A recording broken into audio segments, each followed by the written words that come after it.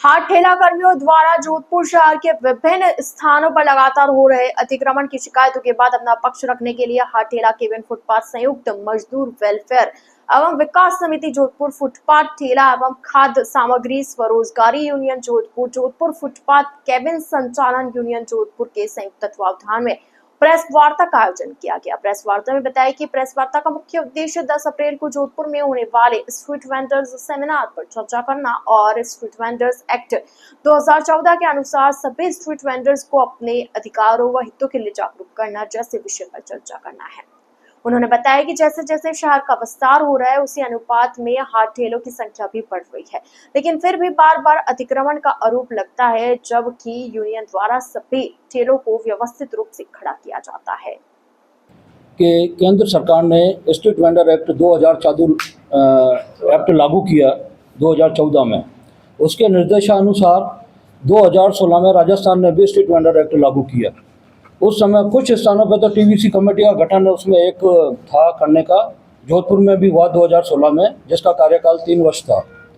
3 वर्ष बाद 2019 में उसका कार्यकाल समाप्त हुआ। आज 5 साल हो गए, न तो टीवीसी का गठन करवा पाए, जगह जगह हमें परेशान किया जाता है, हमारा उत्पीड़न किया जाता है। और इसी संदर्भ में हमने ये सेमिनार रखा है 10 अप्रैल 2025 को अपने भाटी मेमोरियल हॉल में। हमारा मेन उद्देश्य यही है कि हमारे जो वेंडर एक्ट लागू करवाना है प्रशासन से।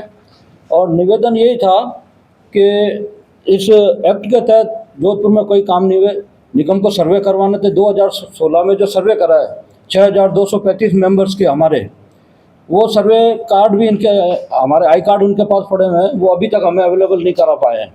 इसके बाद में पीएम स्वनिधि के तहत भी जो प्रधानमंत्री के तहत हमें लोन दिए गए थे, उनके भी सर्टिफिकेट वहाँ निगम में पड़े हुए। हमारे कई बार निवेदन करने के बाद भी हमें वो नहीं मिले हैं। यही साधन होता है कि मैं आखिर में आगे परेशान होकर आदमी ठेला ही चलाता है। उसके पास कोई लाखों करोड़ों तो होते नहीं है जो बड़े शोरूम बना ले।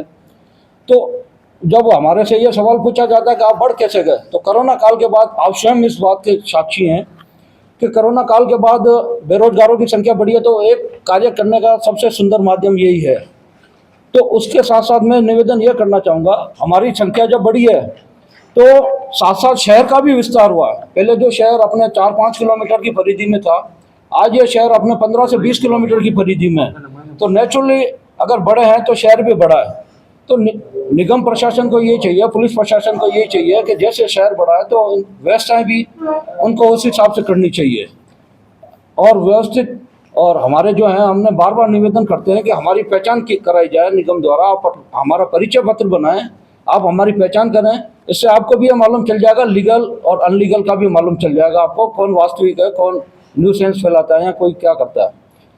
तो ऐसा है कि मैं ये निवेदन करना चाहूँगा कि निगम हमारे फिर से सर्वे करवा के हमारे परिचय पत्र बनाए, हमारे ऐसी व्यवस्था कर दे ताकि हम भी उस दायरे में रह के व्यापार करें। करते तो ही हैं दायरे में रह के व्यापार, फिर भी प्रशासन की तरफ से भी एक ऐसा दायरा बना दिया जाए कि उसकी पालना हम सभी करने के लिए तैयार है, प्रशासन का सहयोग करने के लिए तैयार है।